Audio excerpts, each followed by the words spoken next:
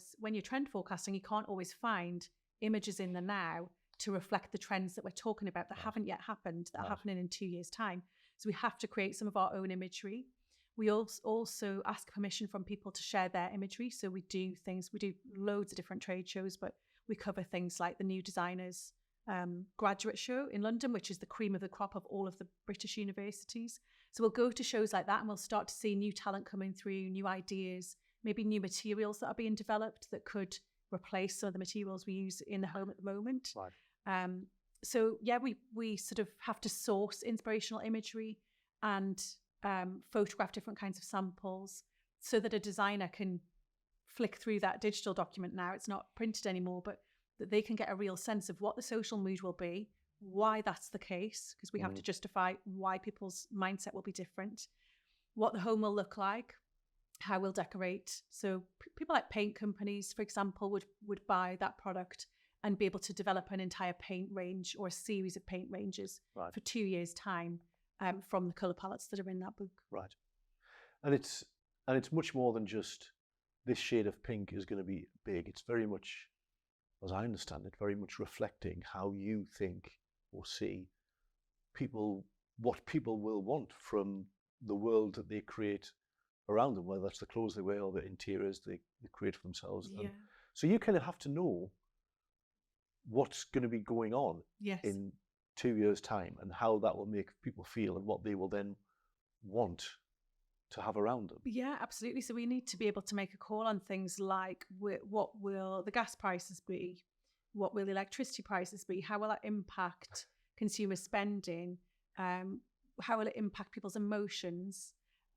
All sorts of things. You know, the stuff that we're all reading in the news every single day that is shaping the way that we live right now in the moment, but will that continue to be important and drive our decisions and our thoughts and our emotions in 2 years' time? That is a call that we have to make. That's what we're expected to think about. And because we're a global company as well, we've got customers all over the world. So we don't just have the luxury of saying, we think life's going to be like this in the UK, therefore it's going to be like that everywhere. We sell our trend forecasts in the US, we sell them in Northern Europe, we sell them in Australia. We've got clients in Japan, all over the place. So we have to be able to do a forecast that will knit together change irrespective of which geography people are in. Right. We do work with companies who want to know what change will be like in their particular geography. So that might be countrywide, but it might even be a very specific region. Right. So we can tailor a trend forecast. In fact, it's a lot easier to tailor a trend forecast to a particular geography than it is to remove any nuance that will pull it into a smaller geography, which might not be applicable overseas. So say, for example, if there was things like the type of things that you could look to that you would get information on 2 years ahead might be something like an Olympic Games. So I think it's Paris 2024. Right.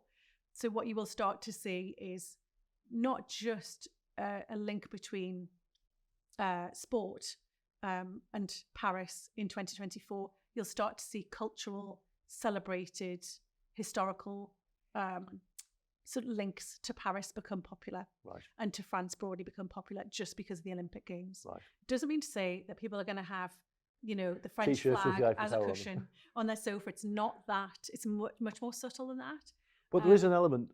But there have been elements of that. I don't know if you remember, but there was a time when things like this, there was a sort of golden pineapple that became this sort of a decorative motif for the home. That was directly linked to the Brazil Olympics, if you can believe that. Really?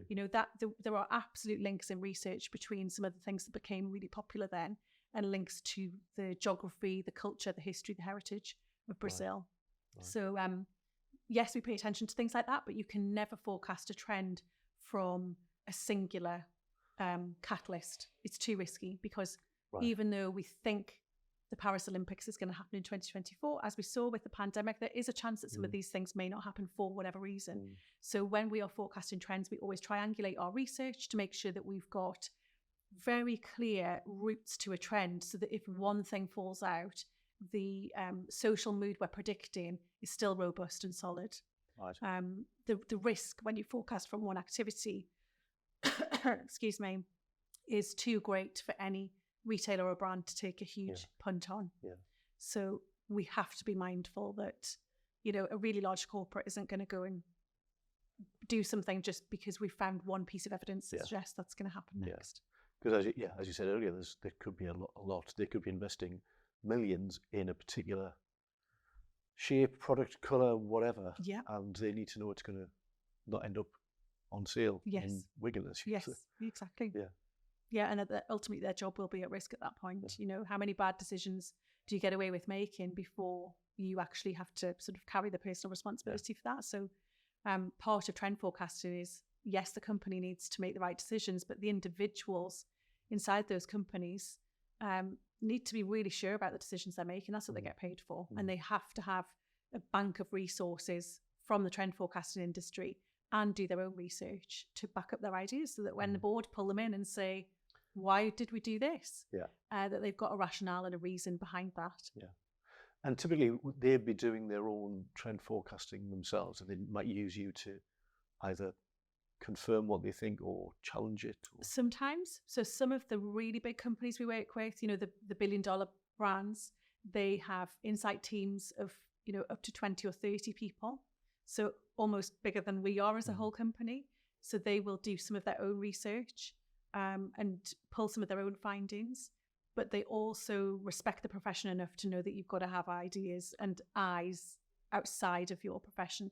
I think one thing I learned from working inside companies and trend forecasting inside a company is quite quickly people tell you what you should not pay attention to. Or we don't need to worry about that because we're a casual wear designer, so we don't need to look at the menswear, men's formal wear market. We just need to look at casual wear. Or we're a sports company, so we don't really look at clothing that isn't in the world of sports. Then actually you need to be looking way broader than even clothing in the modern age when it comes to trend forecasting. So, you know, if you take a company like IKEA, for example, they have whole teams of people set up to look at the future through different lenses, and that's to inform their strategic positioning, to inform their design, to inform their approach to sustainability. Those really big companies still buy in trend services to get an alternative view. I still, because when you make it sound so simple, not simple, but so you've basically got a team of people who are just hoovering up vast amounts of information, knowledge from everywhere, and then turning it into some kind of idea of what that will mean in a few years' time. Yeah, and we gather a lot of information. We've got trend scouts all over the world. So in addition to our core team in the UK, we've got trend scouts all over the world who feed information through to us on an app called Slack, which lots of companies use. We use ours in a very particular way. We use it as a trend scouting tool.